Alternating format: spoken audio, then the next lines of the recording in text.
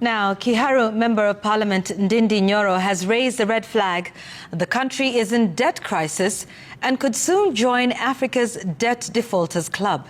Speaking at the Institute of Public Finance annual budget review, the former Budget and Appropriations Committee chair says the country's public debt, currently estimated at 11 trillion shillings, is worrying. And any attempts by the government to renegotiate the existing debt could prove more catastrophic. Stephen Latour reports. For the last 12 years, the country's debt has grown from just under 2 trillion shillings to 11 trillion shillings, according to government estimates. Data from the Central Bank of Kenya shows that as of December 2024, Kenya owed its lenders 10.9 trillion shillings, of which nearly 54% was owed to local lenders, while 46% is external. During President Ruto's tenure, the public debt has grown in absolute terms by more than 2 trillion shillings from 8.7 trillion shillings in total.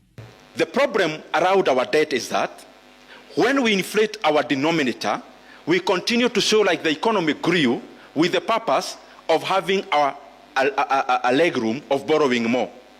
The problem is that you cannot teach figures for too long.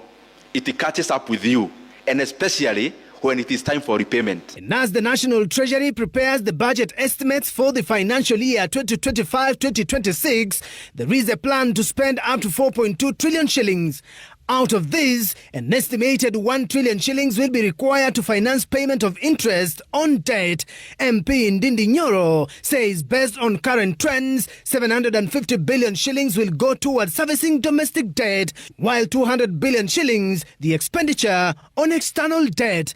Nyoro cautioning that the country is edging towards defaulting in repayment of debts. You should be borrowing for development alone. But even by doing the math, even with a pencil, if we take our revenue collection, you remove CFS, you remove salaries, you're already in red. It means the money we borrow, some of it is for budget support, and clearly that money is for recurrent. President William Ruto is set to travel to China in a Kenyan delegation, with speculation rife that conversations about the country's debt challenges could be held. The former Budget and Appropriations Committee chair says any attempt to change debt terms by Kenya could raise eyebrows in the international financial system. Visits to China currently or other bilaterals, I can assure you, will be about debt primarily. Because we are almost at a cliff in terms of debt repayment, and especially interest rate. The problem is that when you go to your creditors to discuss about either rescheduling debt or working around new terms, what are you telling the markets? When you give signals that you have problems with paying debt, the international market starts to sense you as somebody who may also change terms when they lend you money.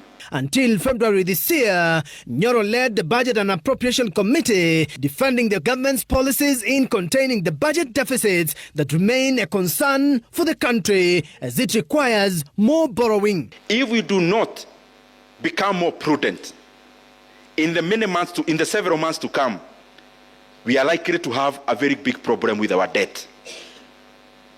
Why? If in our revenue collection, over 40% is going into interest rate alone of debt obligations, what are we talking about?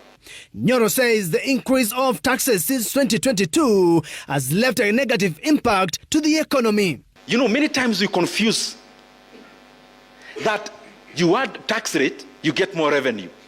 It is a fallacy. At some point you get to Rafa's curve and it starts descending. That the more you increase, the more you distort economic decisions. So if I was to buy a car, I see you've already paying for my money, so I hold back that expenditure. Holding back that expenditure means even the retro you could have gotten, you'll not get it. Stephen Latour, Citizen TV.